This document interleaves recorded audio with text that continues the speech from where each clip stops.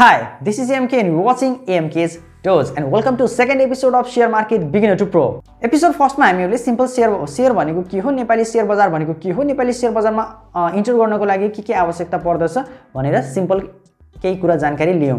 र आजको एपिसोड 2 मा म हजुरहरुलाई DeMAT अकाउन्ट भनेको के हो, MeroShare अकाउन्ट भनेको के हो, C-Asba भनेको के हो, TMS अकाउन्ट भनेको के हो, यो सबै कुराको बारेमा जानकारी दिनेछु। सो टाइम पास नगरौं, लेट्स बिगिन।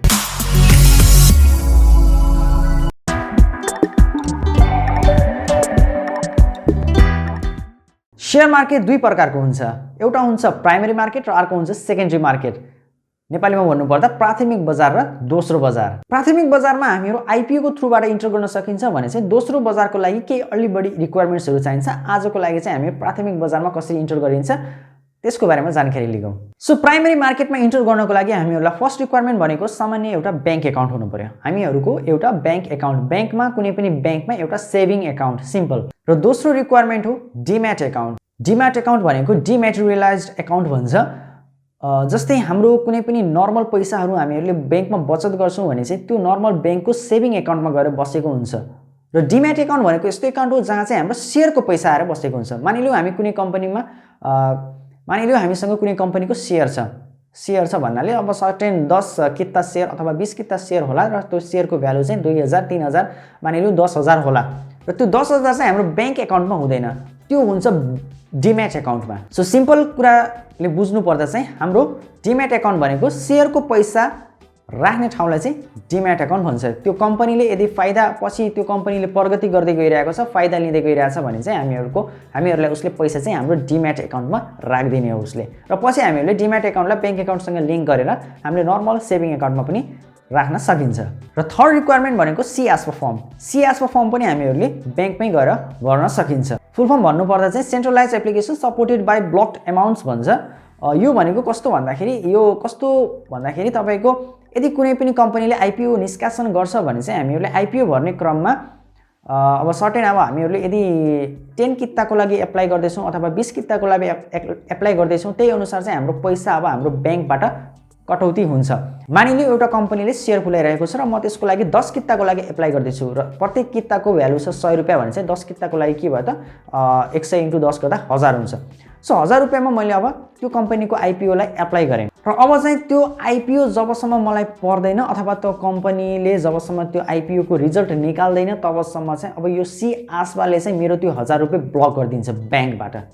यानी कि मैले अब त्यो 1000 बाट कुनै पनि कारोबार गर्न मैले पाएन र बैंकले मलाई त्यो 1000 रुपैयाँ अब त्यो जबसम्म आईपीओ को रिजल्ट आउँदैन तबसम्म त्यो पैसा मलाई बैंकले पनि दिदैन, ब्लक गरेर राख्दिन्छ। हो त्यसैलाई भन्छ C-Asba।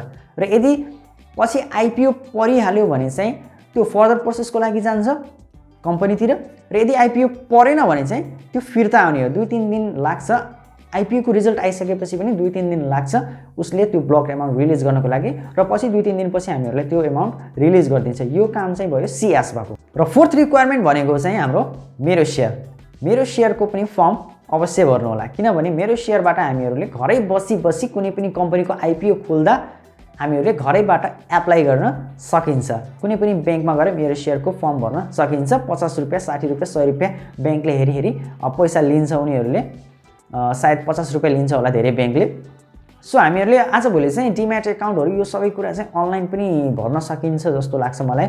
कुनै बैंकले यो अनलाइन सिस्टम पनि दिएको छ। हामीहरुले DeMAT अकाउन्ट बनाउनको लागि कुनै अब बैंकहरुमा रिसर्च गरेर हेर्न सक्नुहुन्छ हजुरहरुले पनि, अथवा तपाईको कुनै पनि बैंकमा खाता छ भने चाहिँ त्यही बैंकमा गएर DeMAT अकाउन्ट बनाउन सक्नुहुन्छ। र C-Asba को पनि नेपालमा अहिले जम्मा 5 वटा बैंक छ। मैले यो भिडियो बनाउँदासम्म चाहिँ जम्मा 5 वटा बैंकले चाहिँ हामीहरुलाई फ्री C-Asba चार्ज लिन्छ, फ्री C-Asba प्रोवाइड गरिरहेको छ। यानी कि आईपीओ भर्ने क्रममा चाहिँ 10 रुपैयाँ 20 रुपैयाँ 100 रुपैयाँ सम्म पनि काट्दिन्छ बैंकहरुले।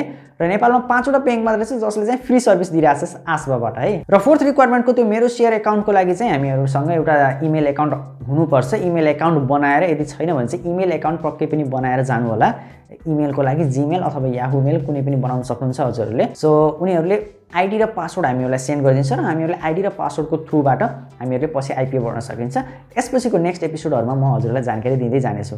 सो फिफ्थ रिक्वायरमेन्ट भनेको TMS अकाउन्ट हो। यो TMS अकाउन्टको बारेमा अहिले धेरै कुरा नगरौँ किनभने यो दोस्रो बजार भित्र पर्छ। म दोस्रो बजारको एपिसोड सुरु हुने बित्तिकै म हजुरहरुलाई यसको बारेमा पनि डिटेल नलेज दिनेछु। आजको लागि हाम्रो रिक्वायरमेन्ट्स भनेको सेयर मार्केटमा इन्टर गर्नको लागि रिक्वायरमेन्ट्सको कुरा गरौँ, जसमा चाहिँ हामीहरूको फर्स्ट रिक्वायरमेन्ट भनेको ब्याङ्क एकाउन्ट, सेकेन्ड रिक्वायरमेन्ट भनेको डिम्याट एकाउन्ट, थर्ड रिक्वायरमेन्ट भनेको C-Asba फर्म भर्नुपर्ने, फोर्थ रिक्वायरमेन्ट भनेको MeroShare र फिफ्थ TMS को कुरा पछि गरौँला।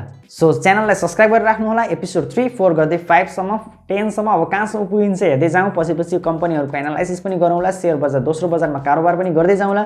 सो आजको लागि यति नै। केही प्रब्लम भए चाहिँ कमेन्ट गर्न अवश्य पनि सक्नुहुनेछ हजुरहरूले र मैले त्यो कमेन्टको रिप्लाई पनि अवश्य दिनेछु। So take care, stay safe, don't forget to subscribe. By.